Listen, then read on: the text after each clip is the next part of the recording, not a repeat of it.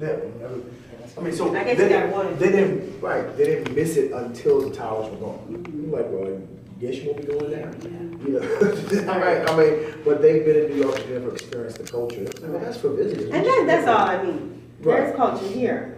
And there's, like you were talking about, migration in Georgia. Same here. There are people who come from all over just to be here in Houston. Right. Myself included. Right. You know, I think that the opportunities here are endless. I think you can expand and outreach. Once you move here, you can outreach to anyone in any state, in any region. Wow. That's in my opinion. Right. And of course, I mean, having not been to Lake Charles. You gotta get there. Since you say there's a major difference between New Orleans and St. Charles. Well, I mean, more so because New Orleans. Lake Charles, right. New Orleans is the like everybody says, you're from New Orleans, that's where the culture of every. Okay, whenever you guys are ready. Oh, yeah, my seat cut me off. Okay. I love it. Okay. Me and her will fight. Checking focus. Okay. We gonna hang out. I'm gonna stay here. Yeah. Okay, you're recording now. Yes? Okay. My name is Amanda Sapp, and I am here with Jamsource magazine with Bishop L.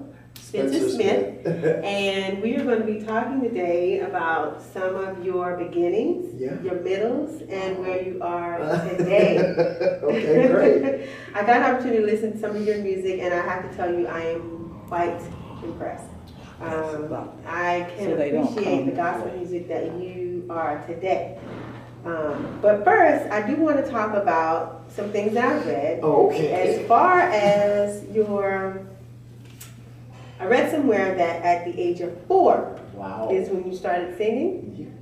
Yes. Am I correct? You're absolutely correct. Did I read right? You read correctly. Okay. So I would have to wonder, what type of music did you listen to? Well, you know, I've always been, I come from a musical family, from South Carolina originally. And, you know, if you could not sing or play an instrument in my family, you had to be adopted or something.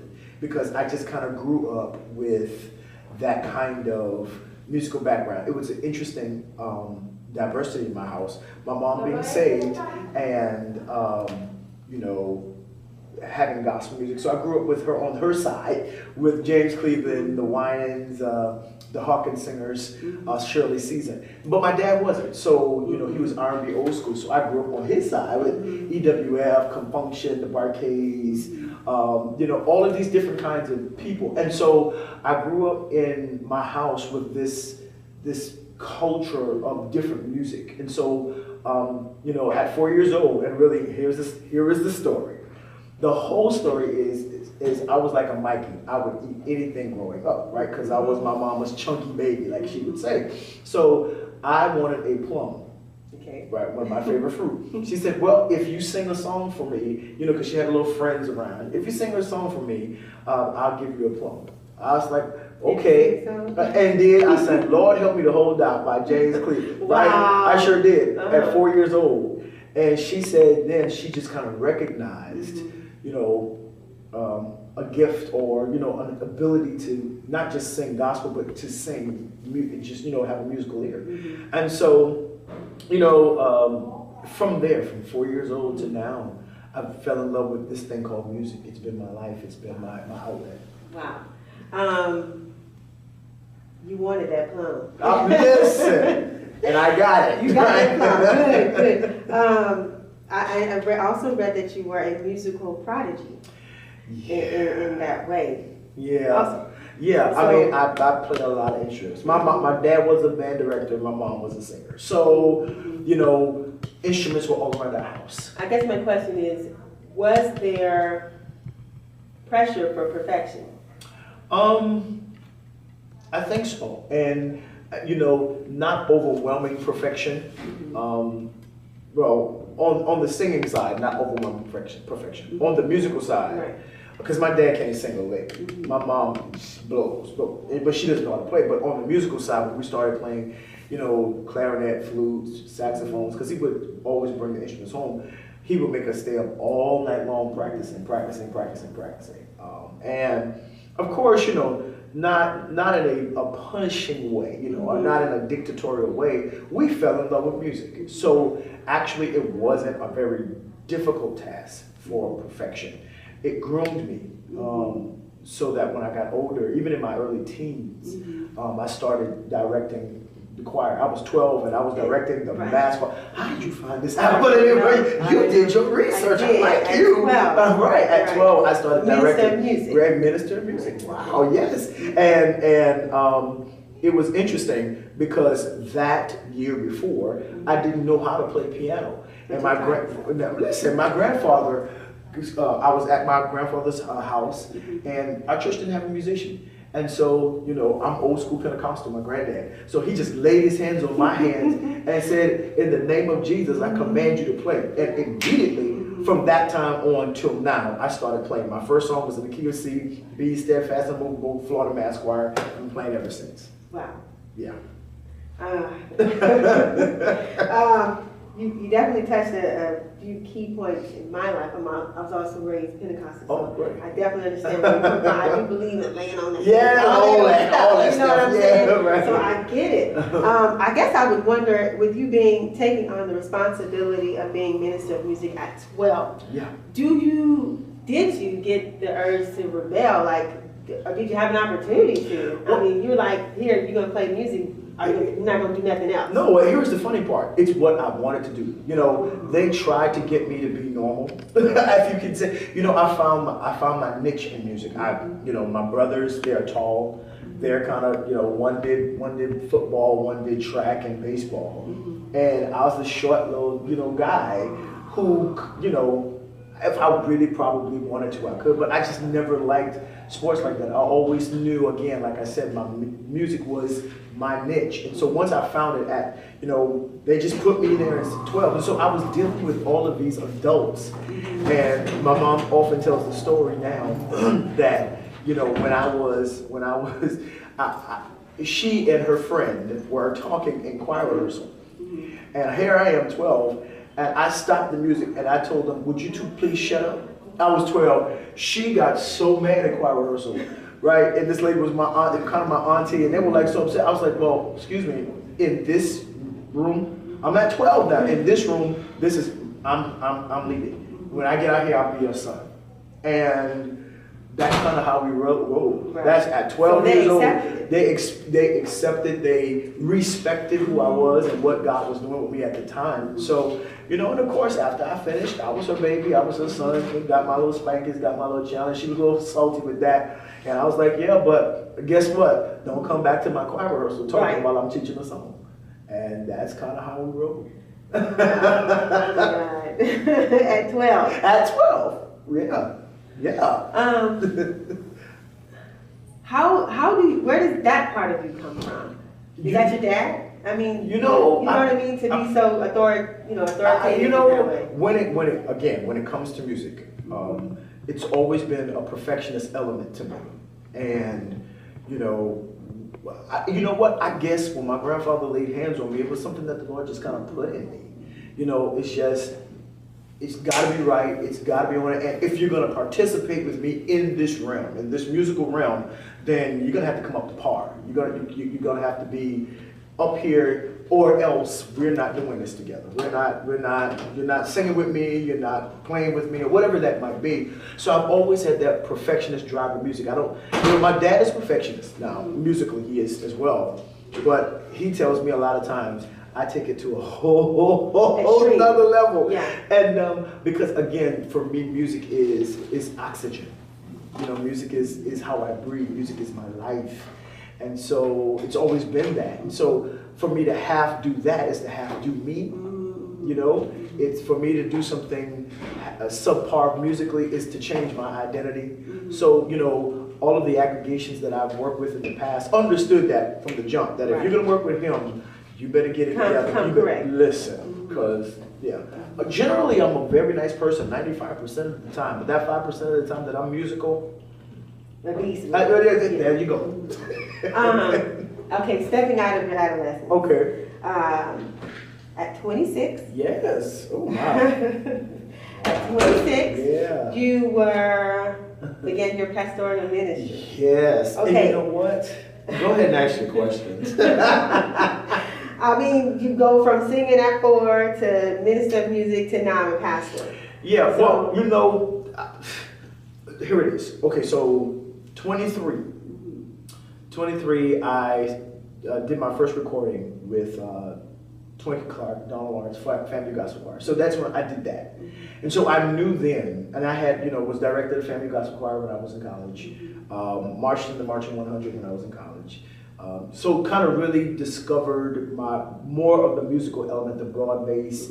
College gives you that, Right. multiplicity. Structure, Yeah, all that how kind of to stuff, right? get right. So at 23, I did my first recording, got my first placements working with Donald Lawrence and all that kind of stuff. So I knew then, and actually Donald and Twinkie just kind of recognized that, you got This is something. it. He has it. He has What they it, call it, right. right. And I guess Karen did as well, because she's like, the song that I wrote or arranged with her, she's like, I'm not going to do it unless you sing it with me. And so I sang with Karen Clark, which was amazing. I'm sure. And then, I got married at 23. And my wife's father, who was 41 at the time, the day that we started dating, November 2nd, 1990, was the day, which is today, actually. Happy Was anniversary. right? Which was the day that he founded the church. And he passed away at 41. And he had no sons, and he always treated me as a son. And I was the only one that would do his pastor's anniversaries. I would go to Jacksonville, Florida, teaching and all that kind of stuff. And when he passed away, it was just such a shock. I did not want to pastor.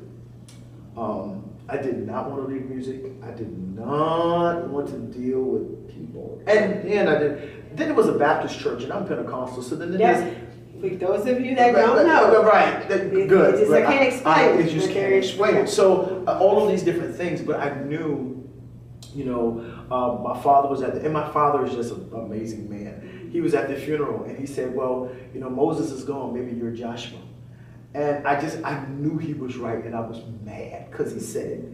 But I knew the Lord told me, and here's the promise he made me. He said to me, if you give this Who up, said to you? The Lord. Listen. Okay. Listen. He said, the Lord, if you give this up, I'll give it back to you. And I'm like, God, I'm just starting off with my music ministry. I'm just starting off. If you just give it up, I promise you I'll give it back to you. October 14, 2014 was 20 years that he gave it back to me with the recording. Let's stop. It took 20 years to get there. But you got there. But I got there. I was 23, now I'm 43. Wow. Right, and so now that 26-year-old pastor, been pastor for 17 years, founded a church 10 years ago. So, Well, let's talk about this, because I could go on and on with you, and I don't want to hold you as long as I already have. I know you got to get some rest. Okay, let's talk about your new album. Okay, All great. right, let's go into your new album. And when we talked about doing the interview, I kept thinking Bishop L. Spenser Smith. I know this name, Bishop L. Spenser Smith. And the song that you have, My Testimony. Yes. Am I saying that right? Correct. My life. Actually. My life That's is my Yeah, testimony. right. I heard that Right. on the radio or someplace. I know I'd heard it Yeah. more than twice. Uh-huh. And to know that it was coming out in your album Unstoppable, Yes. which is Yeah, here. there it is. Yes. That's it. Yes. Unstoppable, L. Spenser Smith. Yes. In which people need to get this. Thank you. It is amazing. This Thank album you. is a testimony. Thank you so much. Itself. Right. What can you tell us about the album? Wow. Are there any features that we can expect? Well, there are no features, but the whole cast is the feature. Okay. So the whole night is a feature. The way that I kind of did this album as an ode to all of the musical styles that I grew up with. So although I know I'm called to sing gospel, I know it's my purpose, gospel is not the only thing that influences me. And so on the record, you're gonna hear my journey of old school R&B, you're gonna hear classical, you're gonna hear country, you're gonna hear all of those idioms, all of those ideas, Genres. all of that in the record. What I wanted to do with Unstoppable is to bring the live experience back to gospel. To me, today's gospel Which is the best experience. right. Today's gospel is so overproduced. When I learned gospel music, which was years ago, it was all about the moment. Now it's more about the music, right? And I get it for other genres, you know what I'm saying, the music. But for gospel, you got to drop the people into a moment, exactly. right? And so that moment might not be where you did your best riff. It might not be where the organ hit right. It might not be where everything was just precise and perfect with regards to musical. But the moment was so oily. It was so anointed that, and I think we need that back again in gospel music. That's what separates us from, I think, R&B, country, jazz. Even jazz has that, you know, that feel to it, right? And I think we've overproduced the feel out of gospel music. And so it was essential for me to make an album that wasn't laden with a bunch of other big stars on it, you know, to make the album work. I wanted the music, the message, and the emotion to make the album work. And of course, I can sing a little bit, right? So I can do that a little bit, right? So my thing is, if it's gonna say L. Spenser Smith, for me, L. Spenser Smith needs to be the soloist. He needs to be the artist. Again, that's another thing. So we are learning L. Spenser Smith in this album. On that album. So you're gonna hear me sound, you know, a little operatic. You're gonna hear me sound like D'Angelo and Prince, who like really on a cut. You're gonna hear, you know, the EWF horns, the confunction feel. You're gonna hear all of that journey, and from beginning to end. And you know, get it. It's hot. I'm excited. Yeah. Check them out in stores. Yes, and on iTunes. Tell us where we can get you. You can get it from any digital media, iTunes, Amazon, wherever digital media is sold. You can get it there. Drop it down now.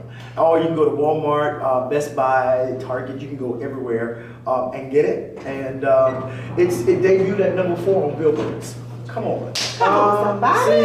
It debuted at #4 on Billboards, and that was such a major thing as an independent artist. As I own my own record label, I'm manufactured and distributed through E1 Entertainment, so I have a good foundation in terms of getting me where I need to go. But they had, they really encouraged me. Hey, you've got enough catalog, you've got enough history in the industry. Do your own label, and we'll make sure it gets everywhere. And we did it. And honestly, I didn't expect it to do. It did way more than I thought it would do. I knew it was a good record. I knew that. It's an amazing record. Oh, I thank you. I appreciate that. And for it to be #4 on Billboards, that was more than I ever asked God to do for me. So. Well, kudos to you. Check out L. Spenser Smith, Unstoppable. I'm Amanda Sapp with Jamsource, Runway Entertainment Magazine, and we have Bishop L. Spenser Smith. Check out Unstoppable. God bless.